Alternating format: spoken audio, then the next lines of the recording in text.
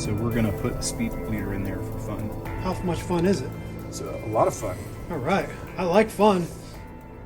Welcome to Toyota Time with Timmy the Toolman and Sean. Today we are on location in Atlanta, Georgia at my buddy Jordan's place. And what we're going to show you how to do today is replace the load sensing proportioning valve known as the LSPV on Jordan's 3rd gen 4runner.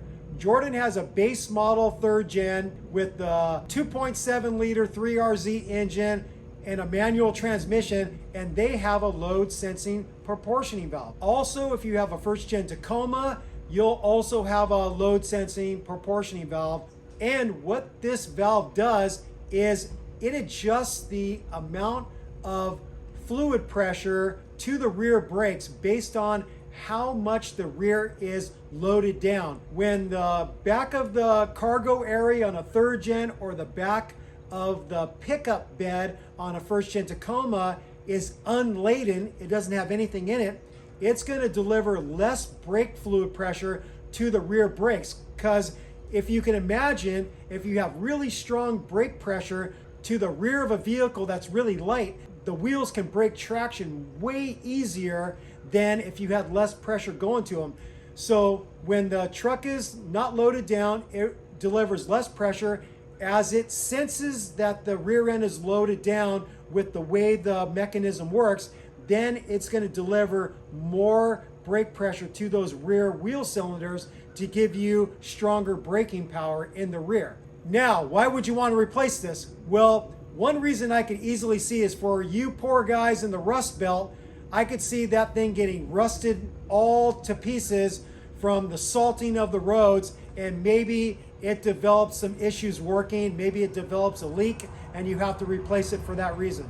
And then another reason why you might find you have to replace it is the proportioning valve isn't working properly because the inner seals have failed, and they might have failed because the brake fluid wasn't changed regularly and the brake fluid ate away the seals. So those are the two main reasons why I could see replacing them. It fails due to an internal seal failure, or it fails because corrosion just got the better of it and it's wasted and you need to put a new one on. Before we get going on the job, let's go to Jordan's workbench so he could show you the part he bought.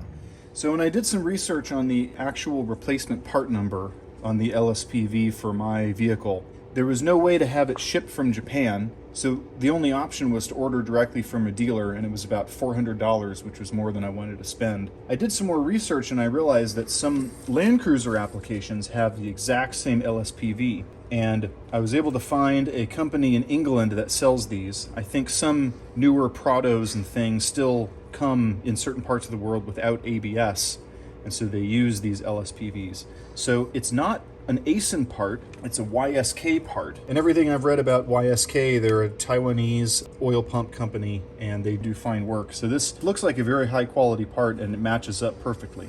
So one other little trick we're gonna do, it has a funny long, small diameter bleeder. I compared it and I was able to find a speed bleeder, which is an SB 7100 part number.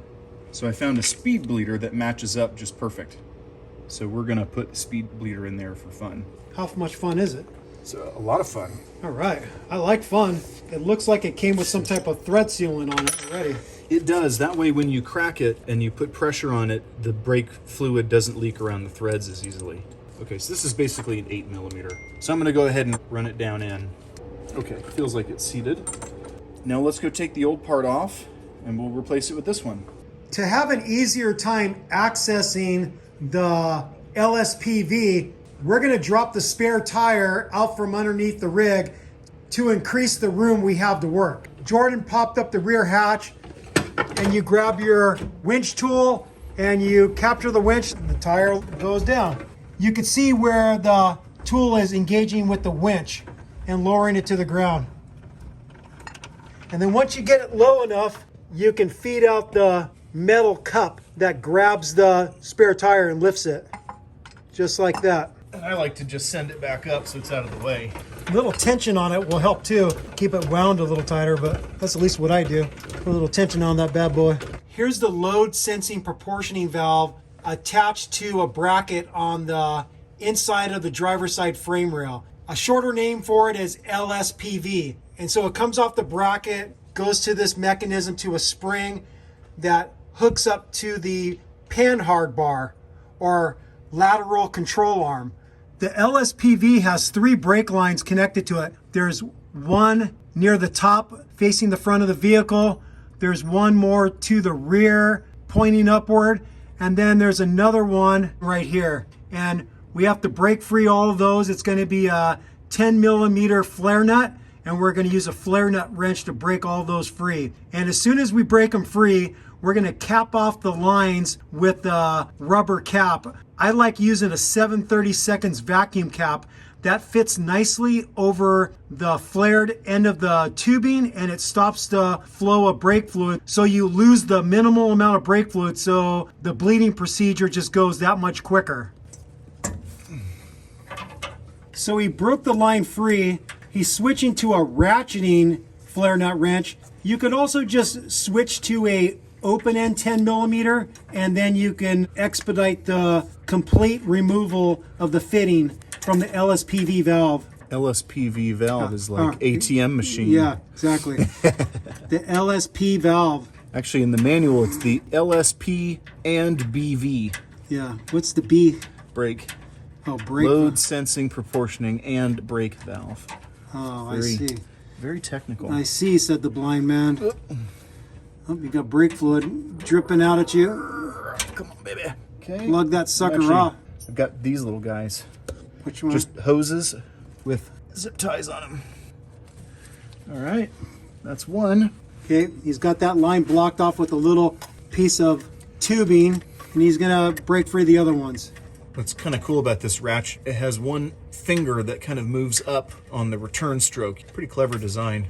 I think I might have to get me a set. I think you might. I don't want you to have more cool tools than I do. I know. Fluid's leaking out of that one, so I'm just gonna plug that port. Plug this port too. Why not? He's got some old caps that he could fit into those ports and block them off. You could also use a silicone plug kit. I'll put a link in the video description to the little kit I have. It has different size plugs. Okay, last one. This is the one that's on the inside. There's not a lot of room, so I'm not gonna use the ratcheting wrench. I'm just gonna Use the open end 10mm. correct. Okay, you get the idea. He's gonna fully disconnect it, cap it off at the line and at the port on the valve. Okay, before we disconnect the valve body, I'm gonna take the spring housing or spring thing off. So I'm just gonna mark where the flange nut is. And the reason why he's doing that, so he can get it onto this bracket in the exact same spot. It takes the guesswork out of it. What size is it, 12? 12mm, yeah. So you need two. One needs to be open, just a jam nut. And I'll also try not to disturb this so I can reference the length of the stud. You see, you can change the setting like this too. Yeah, there's something in the FSM about it. We can check it out.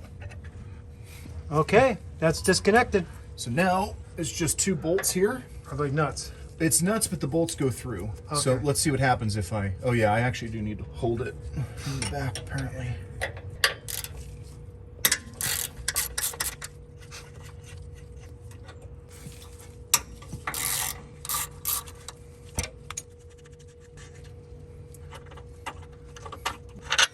Let's go compare this to the one we got. So the 2 original bolts are pretty rusty. We could clean these up, but I checked my parts pile and I had a couple of bolts that are some Toyota bolts that match up perfectly. One has a different coating, but they're the same length, same markings, and a couple of nuts in better shape as well. So we're just gonna change out the hardware, get rid of the old stuff. So Tim noticed something important when we were comparing these LSPVs. Remember, the one that I bought was a different part number, and the valve body matches up and the arm length matches up and everything, but the springs are a little different. At first glance, I thought that my factory one was probably just a little bit fatigued, and so that's why it doesn't go all the way back, and this one was nice and fresh, but the diameters are different. And when you play with them, you can see this one has only a certain amount of compliance. This one has significantly more compliance. And I'm thinking that this one is probably matched to the amount of travel of the 4runner. So I don't see that there's anything wrong with this, so I'm just gonna switch it over and we'll just keep this as a spare. All right, so I'm gonna put the new bolts into position and then slide the new LSPV on. Keep the fittings out of the way. And I'm sure there's a spec, but we can just do Guten tight again. All right, we love the German spec, the Guten tight. Okay, Herr Guten Tag.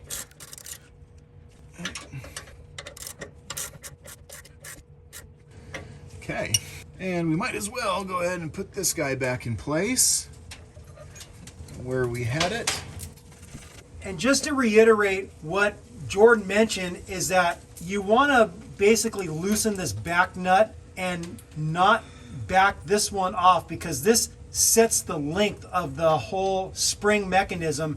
And the easiest way to install a new one is just match up that original setting, and you don't have to take any measurements like they show in the factory service manual. So as long as you don't back this one off, you just hold it firm while breaking this one free, then you can accurately get it back in the exact same spot using the markings you did on the bracket here to get in the proper orientation top to bottom.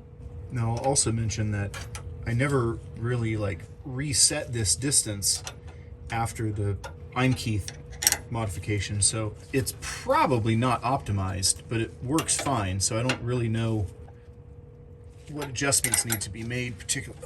Oh, that's right. So it might be worth looking at the FSM, and I think essentially what happens is when this valve is up like this, it's giving full pressure, and then when it's down, it's decreasing the pressure to the back more and more.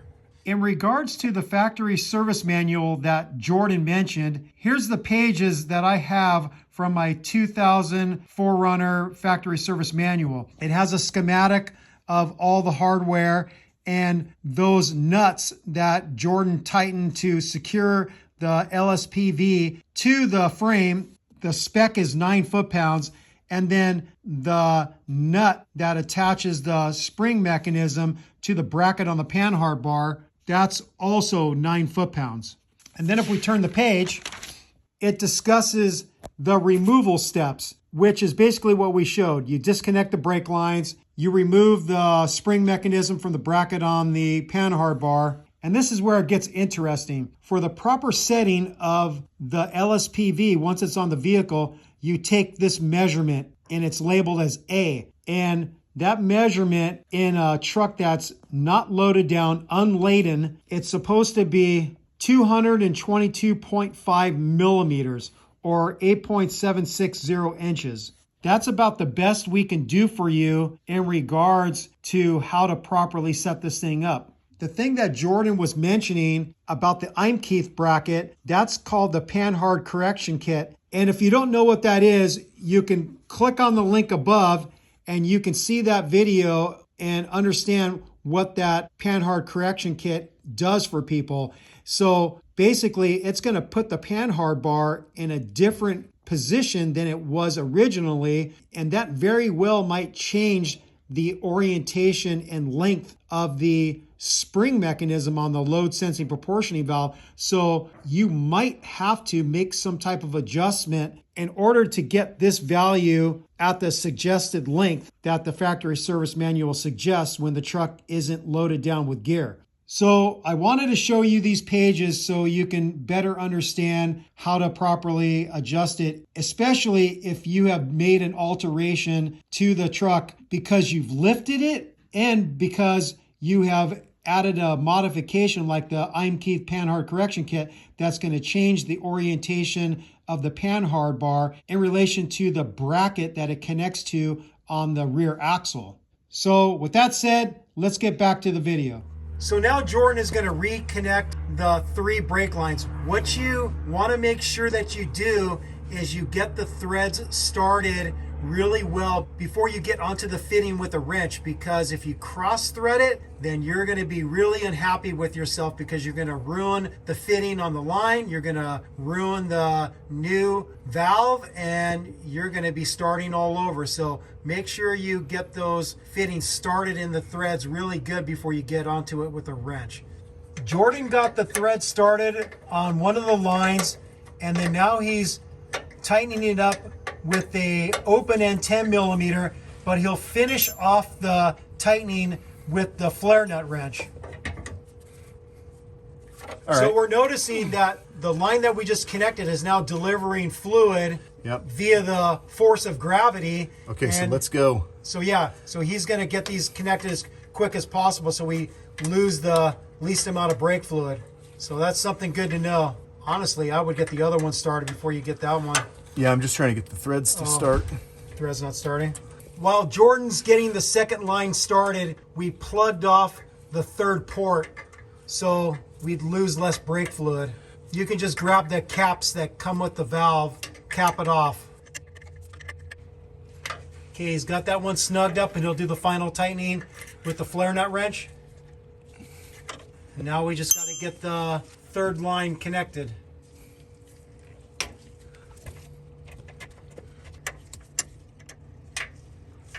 Okay, that line is snugged up, and he's going to do the final tightening again with the flare nut wrench. All right, all three lines are reconnected and tightened up. And you know, Tim, when I think about it, what I should have done, because I believe this is the supply line. So we should have did that one last. Yes. So now we just have to bleed it. So what I'd like to do is bleed this, and then we'll bleed the whole system properly, and then bleed it again last.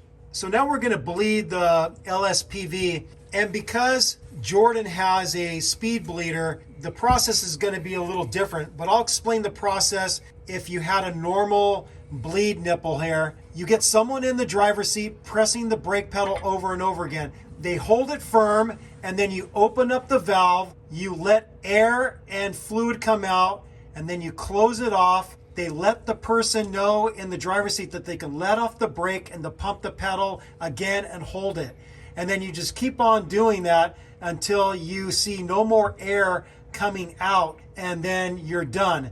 But with the speed bleeder, all you have to do is crack it, and then you can just keep on pushing the brake pedal and then work the air out. You don't have to keep on closing it off, because with the speed bleeder, it won't allow air to suck back in. It has a one-way valve inside. So we just installed the speed bleeder, so let me make sure it's seated. Okay, there we go. And then Jordan has a bleed setup. He's got a long hose going to a catch container here. You can watch, Tim, if fluid comes out of the threads or anything. Okay. Yep, fluid's coming out. Some air bubbles are coming through. Yep, still air bubbles coming through. Maybe check the level. So Jordan is checking the master cylinder level. When you're doing a bleeding process of the brakes, you want to make sure you don't deplete the amount of fluid in the reservoir of the master cylinder, because then you're going to start sucking air into the system. So regularly go back and check the level so you don't draw air in. Okay, topped off the master cylinder. We're going to keep on bleeding it. Okay, I'm not seeing any more air come out. Let's do one bleed. So tighten it. Okay, I'm going to tighten it. Okay, that's tight. Okay, so now I'm gonna press and hold and just crack it like normal and give it one bleed. Okay. All right, tighten it up.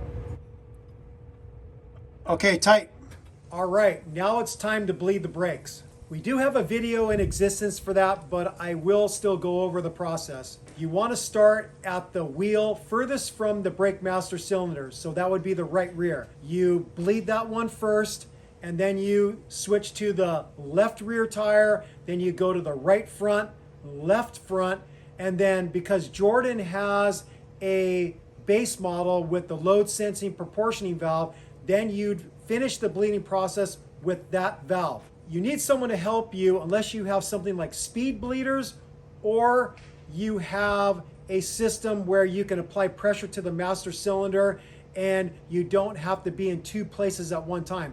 We're going to do it the old school way. So Jordan is going to get in the front seat. He's going to pump the brake pedal and hold it firm. I'll get on the bleeder with a 10 millimeter offset wrench, and I'm going to crack the bleeder. Some air and fluid is going to come out in the drain tube, the brake pedal is going to sink to the floor on Jordan. And what Jordan is going to do, he's going to hold it there until I lock off that bleed fitting and let him know to start pumping again.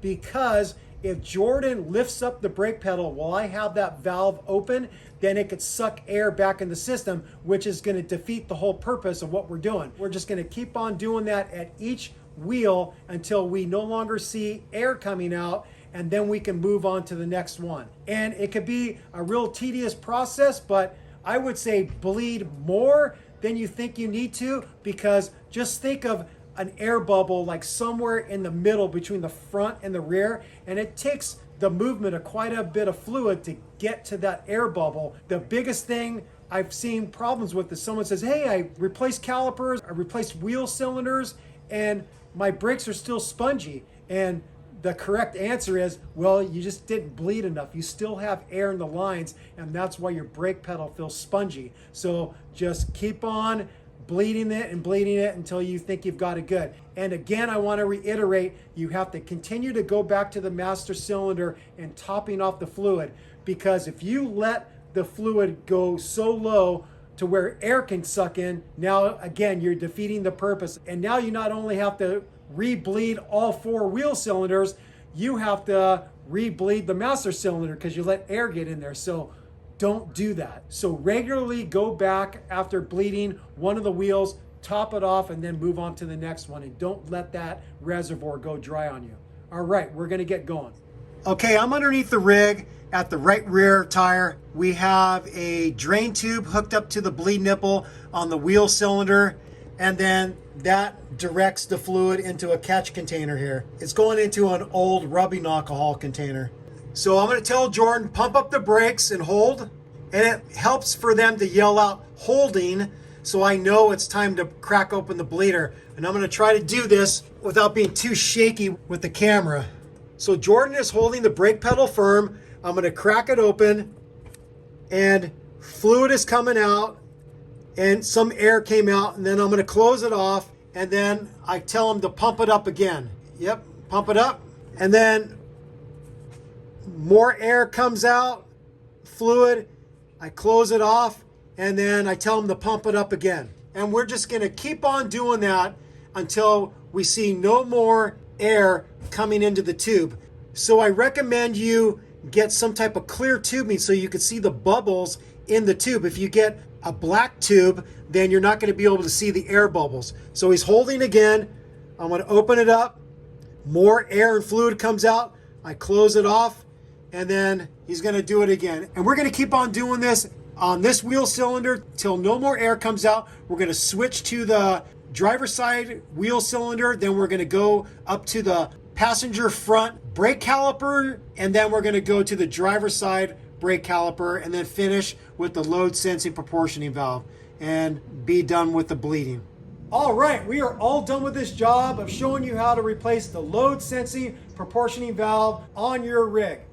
As you saw, pretty straightforward, and the one area I think you can go wrong is not being careful with noticing the position of the spring assembly onto that bracket. You want to mimic that as best you can so it's in the same location and the spring is elongated the same distance so it's going to work properly. And then you just have to go through a brake bleeding procedure. And Jordan and I suggest you follow what we did. We first bled the LSPV, and then once we got most of the air out of it, then we did the normal bleeding process of starting with the right rear, then left rear, right front, left front, and then finished with the bleeding of the LSPV. And then don't forget to top off your brake fluid when you're done. Get the fluid at the max level, and then finally go take it out for a mellow test drive. I wouldn't suggest getting right on the freeway and go 90 miles an hour to test your brakes. Go check it out in some residential neighborhood. Do some brake checks with you going really nice and slow, and then pick up the speed and just make sure the braking is good and you're not going to die in a fiery crash, which would not be good. With all that said, we thank you for watching Toyota Time with Timmy the Toolman and Sean and special guest Jordan. Thank you for watching. Thank you for subscribing. If you haven't subscribed yet, I don't know what you're waiting for. Click on that subscribe button and also click on that notification bell if you'd like to be notified when we put up new content on our channel, which we are always putting up very helpful and sick mods kind of content, so don't miss out. Peace out, happy ranching, bye bye.